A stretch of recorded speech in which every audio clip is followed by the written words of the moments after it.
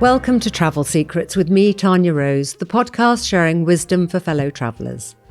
Each week, I ask my guests to reveal their 6 travel secrets and the holidays and adventures that surround them.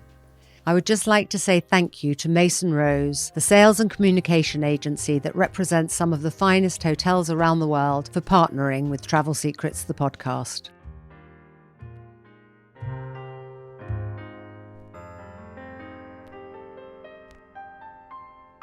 Today, my guest is the fabulous Georgie Coleridge Cole, founder of SheerLuxe, which is the #1 fashion and lifestyle digital platform.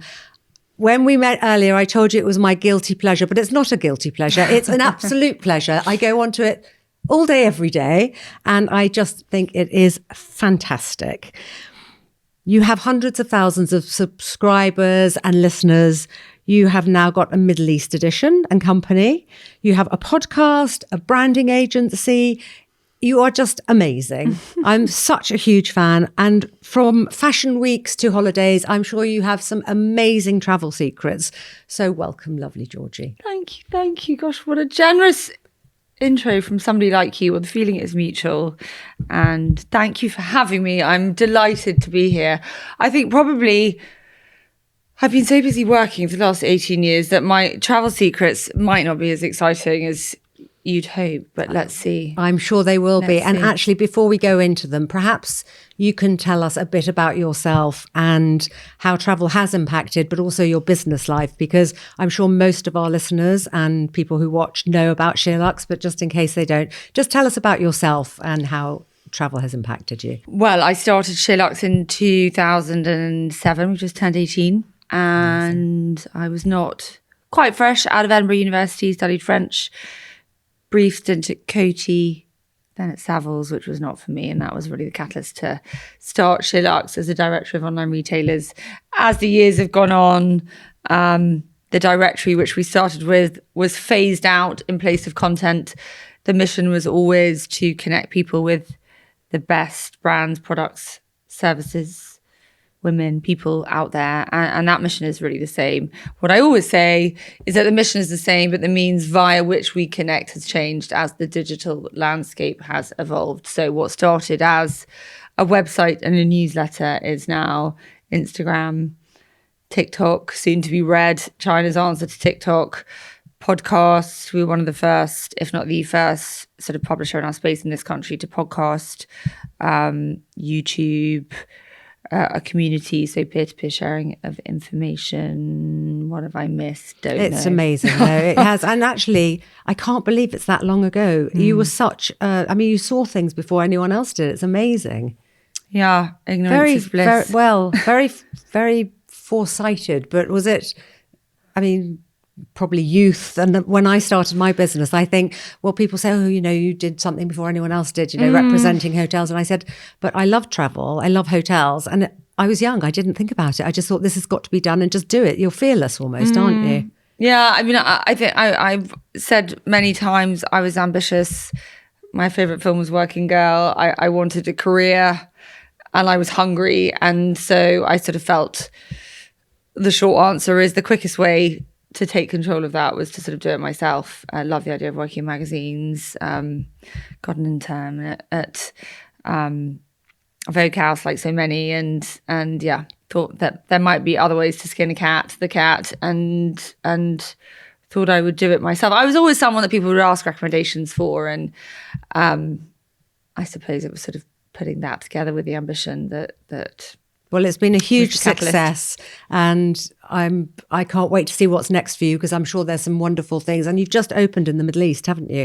Yeah, just over. Well, we launched the site in October 23, so just before the war broke out in that region. So we had a pretty gentle start, but yes, my first trip to the Middle East was, I think, May 23. My father actually lived in Hong Kong when I was a child. So ironically, I flew through the old Dubai airport on Emirates when it launched many, many, many times, never left the airport. So my first trip out of the airport, was in May 23. And I was just fascinated by what I was reading about the region, about the growth in the region, about the changes for women, the growth of e-commerce, sort of lack of growth in publishing or in digital, which is sort of quite nascent versus where we are here. And curiosity got the better of me. I did study, as I said many times, I studied Islam. I went to Edinburgh University and did French and studied Islam for 2 years. So I think, there was an interest there. Absolutely. And also it's so exciting what's going on. I'm sure we'll talk about that when we get into the travel secrets, because I don't know that much about what's going on in Saudi, which I'm absolutely fascinated by. But did travel impact you as a child? You said your father lived in Hong Kong. Did you travel a lot? I traveled a lot to see him. My parents were divorced, both remarried. My father moved to Hong Kong when I was 10. I wouldn't say I traveled hugely before that. We went to Cornwall every summer to a little bungalow that my grandparents bought when my mother was a child, and it's still there. Should probably be knocked down now. It's got about enough hot water for one bath. But anyway, fond memories of Harlyn Bay, and I spent every summer there. My father moved to Hong Kong, as I said, when I was 10. And from the age of 10, started flying to see him. So I went every other Unaccompanied Christmas. minor. Yeah, with a pass around my neck. Lovely. And my mother, I mean, my eldest child is 14, then 12, then 8. And my mother, age sort of 10, 11, would put me on a plane by myself. I don't quite know how she did it. And people always used to say, "You're so brave." And I sort of didn't think anything of it. But they were probably so kind and looked after you so wonderfully. Oh, it was great. I mean, I got upgraded all the time. I think it gave me a taste for the finer things in life. I often flew, no joke, business class. Really? Because Emirates, so I started flying Cathay Pacific, and then Emirates launched.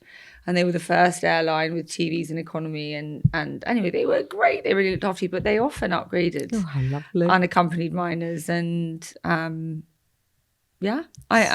sort of, it didn't really occur to me that it was, really quite little to fly 14 hours and change planes on your own. Well, so I spent a lot of time in Hong Kong. He lived there until 97, and then he moved to Thailand, and then eventually back. But I spent every other Christmas, every other Easter, and part of the summer there.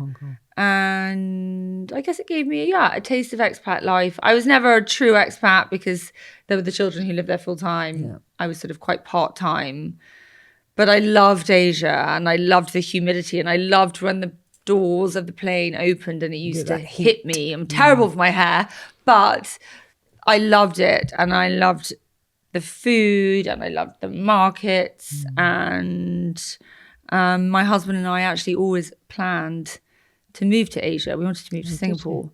But actually I started SheerLuxe, and then that was really the end of that. Well, we look after the Peninsula in Hong Kong, which, as you know, is the most wonderful hotel. So I think you need to go back to Hong Kong and take your family with you. I do. I would love that. I've stayed at the Peninsula in New York. Yep. Lovely. They've just redone that, totally redone. Have they? Yeah, and they've just relaunched their rooftop bar as Pen Top. It's fantastic. So you can sit outside with the heatings and things. Great. We had a very special trip there just after my second was born, and we had a few challenges, and it was I really needed a break, and we left him quite little and my daughter behind and went to the Peninsula at Christmas, and it was just magic. It was total magic. I have such fond memories. And I have to tell you a very funny story is that I went to the gym, my husband went to the spa, and he came back and he said, I think I've just shared a hot tub with John Travolta. Really? And he said, yeah, why he said he's got a plane and he spends a bit of time in Miami, and he's in the movie, but he asked me what I did and I asked him what he did, and he said he was in the movie business. Anyway, the next day I said to the girl at the desk, I was like, is John Travolta? And she went, I can't possibly confirm or deny. Anyway. It was. Then he was on some show in New York, and we were like, you were in the hot tub. Oh, that's brilliant. Anyway, I have very, very fond memories of that hotel. It's sort of a bit like Home Alone vibes at Christmas. It is. And it's a great location. Yes. 55th and great 5th, location. Really great location. You can walk everywhere. Yeah. Let's get into your travel secrets. What is the number one destination that you think everyone should go to once in their lifetime? I feel like I'm just coming through the constraints of travel with young children. Somebody messaged me on Instagram yesterday and said, I've got a 13-year-old and a 15-year-old, and we usually go to a hotel for our summer holiday and stay there. But I'm thinking for the first time of breaking it up and going to a few places, but feeling a bit stressed about it. Would you recommend it? And my answer was yes, yes, yes. We suddenly feel sort of freed of the constraints of a hotel and a kids club. And, I'm bored of that. I don't love sunbathing, sitting around a pool, kind of counting the hours until the next meal or whatever. So I would love to say I've discovered more of the world than I have. I did recently go, I say recently, 3 years ago for the first time, I think, to the One&Only Palmilla in Cabo. And I have a great, great girlfriend who has become a great friend in the last sort of 5 years, 6 years. And I sat once and she's very well traveled. And I said, on my bucket list is the One&Only Palmilla. And I wanted to go there for my honeymoon. And the spreadsheet said no. And she was like, oh, we go there every year. You must come with us. So anyway, we went, I think, 3 summers ago for the first time. And for me, as somebody who works a lot, that time difference is quite liberating. Yeah. Because you wake up, the UK up, and by sort of lunchtime, everyone's clocked off. So you then have freedom. Whereas you go to Europe on holiday, that are a couple of hours, and you're going to dinner and you're still working, and it's not very, and getting children to bed and. So going that way is quite liberating, I think, when you work. Yeah. And I think just the remoteness of it. I mean, they say so it's Cabo, Baja, California, not Mexico proper. But anyway, I fell for it. I fell for Mexico. I just stood on the beach and felt so remote. And the only place I'd liken it to is Coco Island in the Maldives that I went to many, many years ago on my baby moon of my second. And that was real Robinson Crusoe. I looked around and there was nothing. But to me, the One&Only Palmilla is a really special place. It did not disappoint. And we went back the following year. Well, it's really interesting. I haven't been to that hotel, but so many people love it. And actually, so many people who've been on this podcast love Mexico. And I feel like I'm really missing out not being. I've never been to Mexico City. I've never been to, and we also look after Shah. And Shah has just opened a new wellness resort in Mexico. I heard. So Alejandro keeps saying to me, when are you coming? When are you coming? So I'm like, I am definitely going there this year. And I'm going to go to Mexico City as well. If I can then go to One&Only as well, I will do so. Well, first year we did Palmilla and then road trip. Cali road trip. And then the following year, we flew to Mexico City first and had a couple of days there. Yeah. And felt very safe. Yeah. Ended up on a canal that is not the Venice of Mexico that I thought it was. No. When we saw a lot of stray dogs swimming around, I was like, I think we got this wrong. Ooh. Anyway, very funny story about us running out of phone and credit and being stranded in quite an edgy part of the Mexico. Were you scared? We actually laughed because I was with a girlfriend who runs quite a big business. And I was like, we are grown-up, independent women. We can sort this out. We're going to be okay. It's daylight. Anyway, we'd split up to get 2 taxis to a train. I was like, let's mix it up. These children are spoiled. Let's get the train back to Mexico City. Anyway, we got in 2 Ubers. One went to one station, one went to another. And then our phones died and we had no money. We had nothing. We didn't speak any Spanish. Well, my GCSE. I was like, is there a ticket machine with Apple? No. I mean, anyway. We were either going to cry. I was like, let's get a grip. We're going to get through this, Tash. And the children were all panicking. Anyway, we stood by this train and we were like, do we get on? Do we get on? Where's it going? Where's it going? Anyway, I was like, let's get on the train. Let's get on the train. I was like, we're going to laugh about this at some point. We got on the train and the train pulled up to the next stop and just through the doors, I could see our husbands and the other half of the children. Anyway, we So you don't do that. No. But it's wonderful, Mexico City. It's alive. There's a sort of Roma district, I think it's called. And I agree with you in answer to your question of your person who DM'd you. Once you get to those sort of ages, do travel. Yeah. Take them, do a road trip in America, do whatever those horse riding holidays are called, ranch holidays, and that. I'm really excited for that stage of life. There's Lapland, UK. Yes, yeah, which is amazing. I was reading an article with the founder of that. So it's a husband and wife team, and I think they have 4 sons, I think. And he wrote about how much they loved to travel with their children now they were older. And we're really ready for that. We're just planning a trip to Japan. Oh, wonderful. Next year. And last summer we did a boat and then a road trip, sort of Croatia, Italy. Lovely. Road trip. And moving around and exploring. We're done with sort of sitting by too many pools. Well, any advice you need, give me a call. I will. I'll be here. I will. Let's go on to the next travel secret. What is your most overrated travel experience or underrated? Overrated. Oh, gosh. Overrated. I don't want to be that person. I'm not a great fan of the English seaside. I'm going to go to hell for saying that. But you grew up in Cornwall. I did. And I just came back from Jersey, seeing one of my greatest friends in the world. And she said, come back in the summer, won't you? I said, yeah. I said, you know me. She said, yeah. I said, I know you hate an English beach and a sandy sandwich. And I'm not a great... Lie on a beach. No, I'm not great with sand. A walk, lovely. Lying on a beach, in the sand, getting wet. Just, yeah. And also in England, it might not be wonderful weather either. Doesn't really do it. The English seaside just doesn't really do it for me. And I know when the sun shines, it's lovely.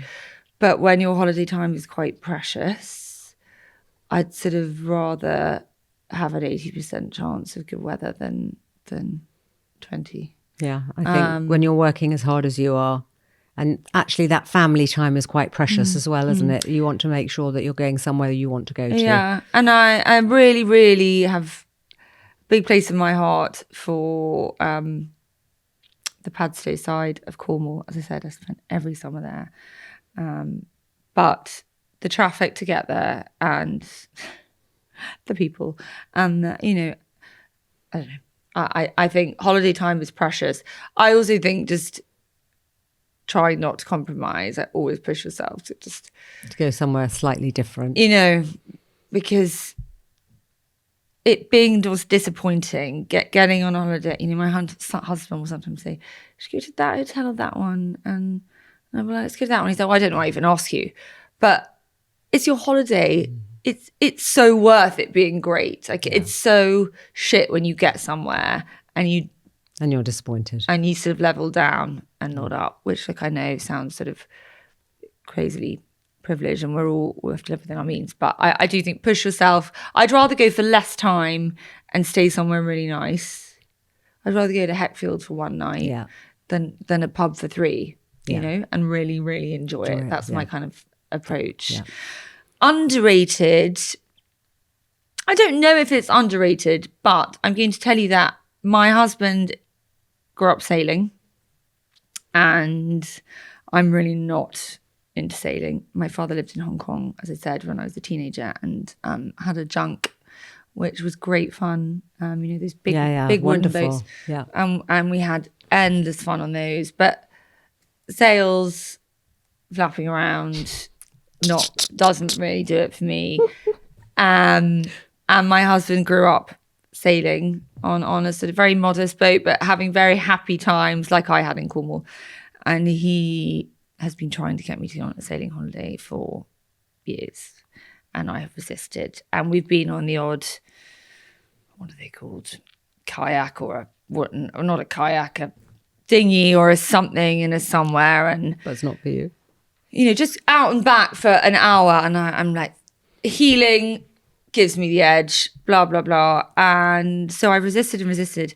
And in a moment of weakness, I agreed to go on a catamaran holiday last summer.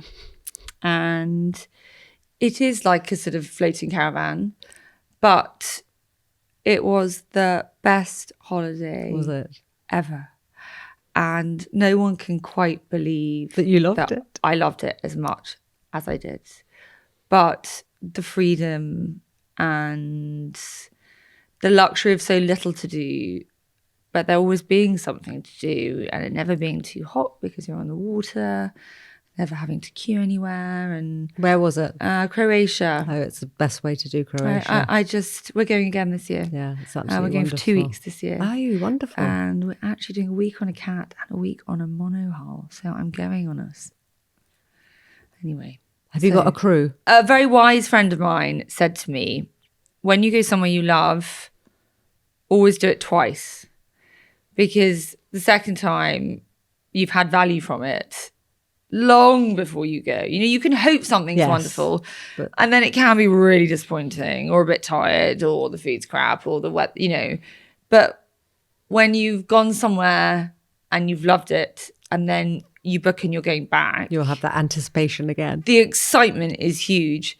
Go back a third time, which we did once, to a hotel in Mauritius, and you start to find fault with it, I think. So twice. I always thought that was really good advice. Our mutual friend Trinity has just come back from Egypt. She hired a boat to go up the Nile. I saw and that. She said it was incredible. I mean, that's not a sailing holiday, so your husband wouldn't, think it was water, but it's water and an amazing way to do Egypt. Yeah. So she's very much put that on my bucket list to do.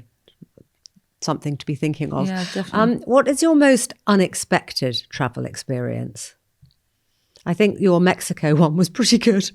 When you getting on trains with no money, getting on trains with no phone, no money. Unexpected. I think probably going to Saudi Arabia for the first time. When we launched SheerLuxe, we launched with a 6-part series of a day in the life of sort of leading women.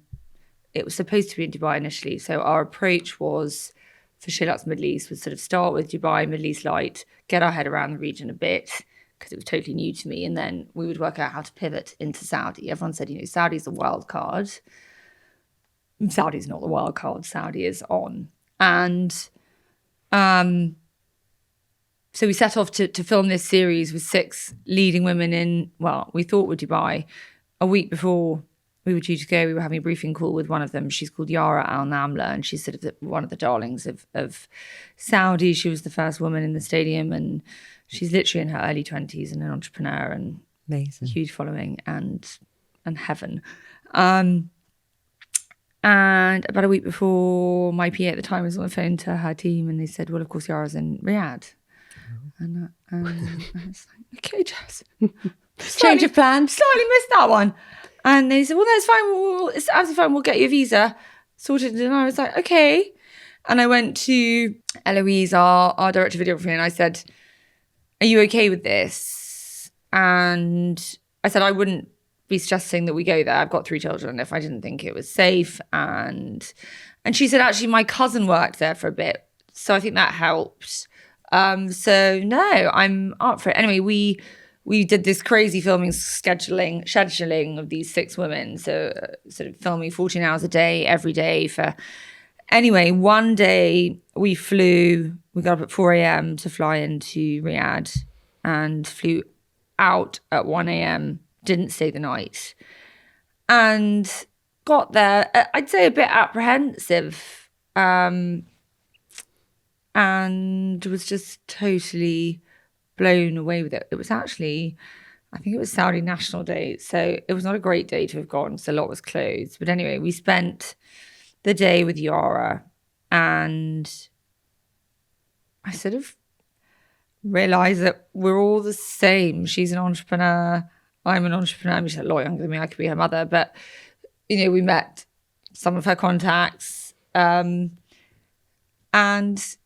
you sort of I suppose there's an understandable, because we're a product of the media that we're fed, but there are a lot of stereotypes in that part of the world. And I just met really warm, clever, beautiful, friendly, driven, free women. And I think they say 55% of all entrepreneur-run businesses are run by women.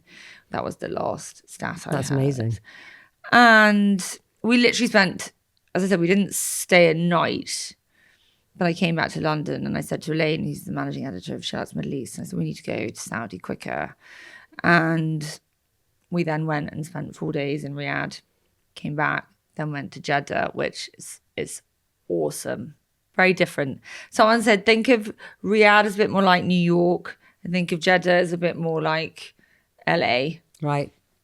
It's a bit more laid back. I think quite a lot of people live in Jeddah and then they'll travel to Riyadh. It's an hour's flight, not even. But I have just adored this journey and getting to know these people and this whole new world. I'm obsessed with it because there's so much going on there and so many new hotels. There's that whole Red Sea area being built, Neom. We keep being approached. I haven't been to Lula. Yeah. I'm absolutely desperate to go there. I mean, they sort of say it's the edge of the world or something, but it's incredible, the colours and the creativity. And I was in Qatar 2 weeks ago, and we were in a business which is incubating design, talent and creativity. So there's a sort of interiors department and a fashion department. And they said, we've done the oil, we've done the infrastructure, we've done the sport, and we're now on to sort of creativity, culture. And it really is that phase. And they're hugely into art and heritage, particularly in Saudi. And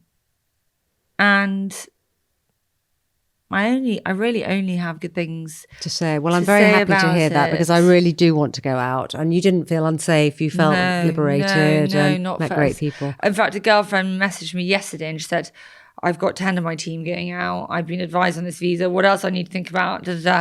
I said, nothing. I said, if you want to ring, I understand. But, you'll be fine. You can wear what you want. I don't. I stay modest, but, you're not covering up. Covered. You're not wearing hijab. You're not wearing a abaya. You're not, I'm respectful. I wouldn't go out and wear a short skirt or something. But you're not actually covered from not top to toe, not at all. Not at all. I mean, not at all. And it's funny because the first time I went to Saudi was September 23, and I was there this year. And I stood around and I said to a colleague, I said, you can feel the difference already. Really? In 18 months, extraordinary. Yeah, it's insane. And they're beating their tourism targets for 2030 already. Interesting. Oh, well, I'm going to go. You've put that very much well and truly on my map. And the other place that I've loved in that region that I went to just really recently, one of my favourite places was Doha. Yeah. Which is on the coast. Yeah. Lovely weather. Really interesting architecture. Obviously shopping. Some great resorts as well. Yeah, I really, really loved Doha. So the Middle East is very important for your business now, I would imagine. It's early days, but it's going well. It's proven that we can reproduce what we do elsewhere. Yeah, international was never sort of the plan. But yeah, as I always say, my curiosity got the better of me, and I'm loving it. And it has proven that we can reproduce the sort of SheerLuxe model and formula elsewhere. And I've honestly made some incredible friends, and yeah, I'm loving it. Where it'll end up, we'll stop, I don't know. But I had Jo Malone on the podcast, who's a very old friend, and she loves living in Dubai. She's absolutely. I said to her, "Dubai's not really my place," and she said, "Come and stay with me, and I promise you, you will see the Dubai that I know and I see, and you will absolutely love it." But there's a Dubai for everybody. It is totally unique to Abu Dhabi, to Kuwait, to Qatar, to Saudi. It's totally unique. It's an international melting pot. There's 10% Emiratis that live there. But there's a version of Dubai for everyone. Yeah. And I think you have to leave your preconceptions at the door. Well, I did say to her, I'm coming in May, so I'm going to go and stay with her. Yeah, I mean, there's plenty things to do there, and plenty of hotels there. Let's Who go. do you look after in Dubai? We don't. That's why I'm going to go. Oh, Must, exactly. Let's go on to your top travel tip. I know that you are probably, I don't know this, but I would imagine you're an amazing packer because I watch, and I told you, I listen and watch SheerLuxe all the time. And I know that your wardrobe is wonderful and that you're very OCD when you go away and you come back and you have to unpack everything. So let's just talk about your... Oh my God, you do know I'm obsessive with unpacking. Tell us about your top travel tip. Well, I pack in outfits because otherwise you just go on and on and on. I always check luggage. I mean, I just went to Jersey for 2 nights. 3 nights, 2 days with my 3 children. Anyway, I turned up at this girlfriend's house with 2 giant away suitcases. Her husband looked at me and he went, "Good God, how long are you staying for?" And I was like, with children? Yeah. Yes. But, I mean, they never ever check a bag coming from Jersey to London. Anyway, I did. They were the most. My husband said, "Do you really need those big ones?" I said, "It's just so much easier." So I'm a big believer in going with a big suitcase, packing for the hold, and packing in outfits. And I think Anna Bromelo said it once, and it stuck with me. She's a wonderful stylist, and she was fashion director of Tatler many years ago, and now at Almut Pearson stylist. And she talked about focusing on your sort of color palette when you travel, so that it's all quite interchangeable. I think that's really good advice. My color palette's pretty basic, so most things are interchangeable. But are you going black bags, shoes, and that way, or are you going down the white route and then what goes with that? Yeah. But I think packing outfits is key. I'm methodical. Not only do I unpack the minute I get home, and by the way, I hate packing so much. So do I. Bloody hate it. And doing it at the last minute is so stressful. But I really, when I leave somewhere, I am an anal packer because I hate unpacking when I get home more than life. So I am a methodical packer when I leave. So dirty washing is all together. Rubbish is thrown away. Receipts are in a pile. It's really orderly. So you know what you're doing when you get home. And then there's things like having a travel wash bag that, is if you travel a lot, is just done. Because unpacking a wash bag is a freaking bore. It's the worst bit, isn't it? And the charger's all in the same holder that you just pick up and put in your bag. Yeah. Yeah, no, I do that. I did hear, and a list that you always check. Oh, do you have a list? Yeah. Do you? Oh, yeah. Face mask, earplugs, self-tan. That's very... Always buy self-tan at the airport. Packed it once, got to Ibiza, all over my clothes. Oh, no. I did packed in outfits, literally all over my clothes. Oh, no. Exploded. So I buy it. I factor it into my cost of travel. I buy a new one at the airport, take it in my hand luggage and chuck it before I come home. Yeah. Very good. I actually heard you say once that when you got home once at 1 a.m, you actually unpacked and did your washing because you can't bear it. Can't bear it. At 1 a.m. Yeah, that was this summer. We got back from Italy, having been away for 3 weeks. Family of 5. And yeah, I did. But I had packed in coloured dirty wash. We had 5 away suitcases. And 2, if not 3, were dirty washing, and I'd put half cut, so very organised, straight in. But you didn't wait till the next morning. No. That is very OCD. My husband was like, he made me promise I wouldn't. And then when he put the children to bed, I sneakily got out of bed and did it. Oh, you are hilarious. Let's go on to food and drink. So food and drink is so important to travel. What do you like eating? Where do you like eating? What do you like drinking? Do you have favourite restaurants? Let's just talk about food and drink. Oh, food and drink. I love anything Japanese. I mean, I'd eat it. If there was one food type I ate. That would be yours. That would be mine. I would say I do really like to eat, contrary to what, and I'm, I'm not trying to lose weight, but I'm quite vain, and I watch what I eat and I work out. So it's really important to me actually that when I go away that I can exercise, because I do really like to eat when I go away. I really don't like fried food and oily food and so clean and fresh. And I love a breakfast. I'm a sort of front of the day heavy girl. That's better for you. Better for you. Yeah. And do you work out before breakfast or? I go to breakfast. I have a lot of, what did a friend say to me on holiday? She said, eat, she'd heard some philosopher saying, eat not too much, mainly plants. Or eat little and often, not too much, mainly plants, or something like that. So I actually started having this summer, because we were away for 3 weeks. So this was 3 weeks of breakfast, which sort of the control freak in me thinks, God, my genes aren't going to do it when I get home. I started actually having tomatoes and rocket and fresh lemon and capers for breakfast. Bit of cheese? No, I avoid dairy actually. But so I'll eat that, and I'll eat a good amount, and then I will gym in the morning, ideally, obviously not on a boat, but I will get a good, Palmilla, for example, I'd be in the gym for a good hour and a half too. Oh, wow.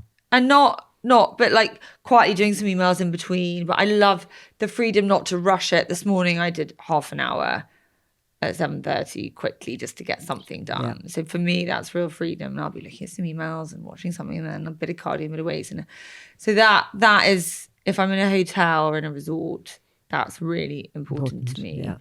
And then I might play a bit of tennis or something, but then I quite like to be a bit lazy and tick that box and have done it. But I'm happiest when I've done some exercise, and then I feel like I can enjoy it. And what about food and restaurants in London? Do you have favourites in London? I'm a real creature of habit. I had Nicholas Coleridge say on a podcast once, I think it might have been one I interviewed him on, he said he was a 2-restaurant man. And I thought that was quite me, actually. I am too. I absolutely am. I'm a Jeremy King follower. So wherever, whether it was the Caprice or the Wolsey and now the Park. Yeah, love the Wolsey. I'm a real Daphne's. Yeah. Langan's. Yeah. I love it because it feels a bit like going back in time. Soho Mews, that has recently I like launched, that too. has been a huge actually addition to my life, because as a Soho House member, I sort of didn't really bother going to quite a lot of the ones in central London because you can never get a table. Yeah. And it was very young and people very with their laptops all day. And Soho Mews, which is, for those that don't know, is their newest opening.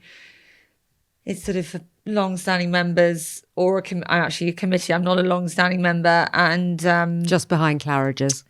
And it's where the old Hush was, and I love it. It's got a really nice sort of Chiltern meets Babington kind of vibe. It's for people probably a little bit older, but who were original Soho House members who've now grown up and don't really want. I don't really bother because it's hard to get a seat unless you're there all day, and there's lots of people working. Exactly. So, in December, I virtually was there every day, but it's got a really nice vibe. So that's been a great addition for me. And then I live in Southwest London, so there's a little house. Oh yeah, Balham.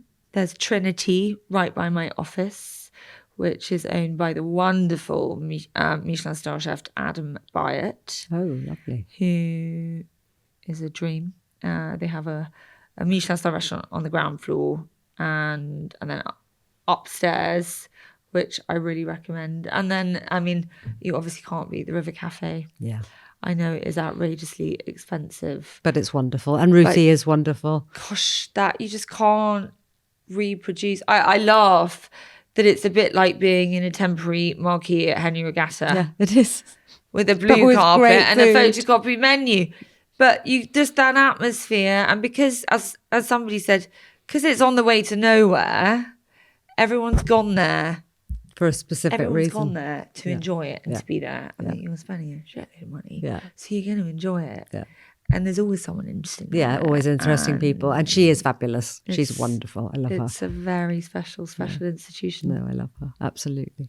Let's go on to your most poignant travel experience or memory. What's your most poignant travel memory? It's not travel. I did a ski season on my gap year and met my husband. Oh, did you? How lovely. He was doing one after university. I was doing one before in Maribel. I worked in Dick's Tea Bar as a Oh, did you? He was a And what chalet did he boy do? for Scott Dunn. And he sat at my bar many an evening. Chatting you up? Well, no, getting hammered with all his friends. And then crawling upstairs, I think, to my single bed, which I shared with 3 other girls and their boyfriends because it was above Dick's. And Fabulous. so, yeah, probably something Like skiing that. related. Lovely. Do you go back there?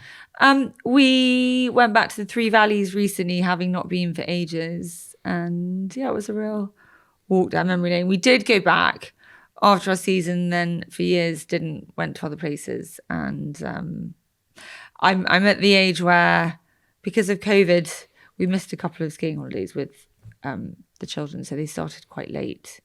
And we're going this year for 2 weeks. Oh, lovely. And treating it as a bit of a sort of crash course. What, half term next week, or are you going no, in Easter? Hopefully there'll be some snow. Hope so. Going to Vallées, so I think We look after an amazing hotel in Vallées. Even if you're not staying there, you must go for a meal, which I'll organise for you. It's owned by Les Arelles. So they've got Les Arelles in Courchevel, and they've got Mademoiselle in Vallées, and it's absolutely wonderful. Really, really lovely. And maybe next year you could go for a long weekend with your husband without the kids and just go to one of those fabulous hotels because they are absolutely amazing. We also why aren't we doing that? Yeah, we also look after the Palace in Gstaad, which is fabulous. Oh, do you? Which is really, I've not really been lovely. there, but, yeah, it's very, very, and it's special easy things. skiing. Finally, I asked you to bring some photos. Yes. Tell us about your photos and how they sum up travel for you. Can I have a look at them? Absolutely, please. Do you know, I have to tell you, bring some photos. And then I suddenly remember that my son had come home from boarding school with all the photos he sort of feels he's too grown up enough to have on his pinboard now. Oh, how lovely, though. So there happened to be a pile Of photos. in the sitting room that I've been meaning to put away. Let's have a look. And they are all from our road trip in California. And I think They're wonderful. One of them is these two is we went to a place called Pismo, which I nicknamed Pitsmo because it wasn't great where we stayed, but there was a washing machine. And I'd been warned by Georgina Blaski and our team that it wasn't great, but that there was a washing machine, which she'd be very grateful for when you've been away for that long. But this is a day when we went whale watching, and How lovely. God, it sort of makes me quite emotional looking at it. You can see the joy in my children's face, and that one sums it up. One of them struggles a bit, and I don't always see that smile, and I feel like when I shut my eyes and I put a song on, and the guy who took us out, and we went out really early, and everyone's like, he's the man. If you go, he's the man. And we went out, and he said, I've seen these whales today, and they're round and da-da. We went round and round and round, and I was thinking, I'm not going to bloody see them. And then suddenly, I mean, literally makes me want to weep. Suddenly, this whacking great whale started just flying through the air. And he had this song on, which I never heard before. And it's now off sort of family song. And What was it? And it's called Sound of the Sunshine by Michael Franti and Spearhead. I'd never heard it before, but we were driving in this speedboat in the middle of the ocean, and these whales were jumping. Amazing. And then these dolphins came, and I just looked back at my children. So happy. What a lovely memory. I don't really remember a happier That and climbing the steps to the top of the Eiffel Tower. And the other is a picture. My husband drove. He kept stopping the car, saying, "Children, look at the view. Look at the view." Obviously, they're far more interested in watching Modern Family on their iPads than they were looking at the view. And he kept stopping the car. But that Route 66 drive, there's a road through the middle that's quicker. But we went the long way. And the Big Sur. And it is just, and we had Bruce Springsteen and fantastic. Born to Run. And that was our first family holiday where we didn't just stay in a resort. Wonderful. And we did Santa Monica, we did Beverly Hills, Santa Monica, Pismo, somewhere else.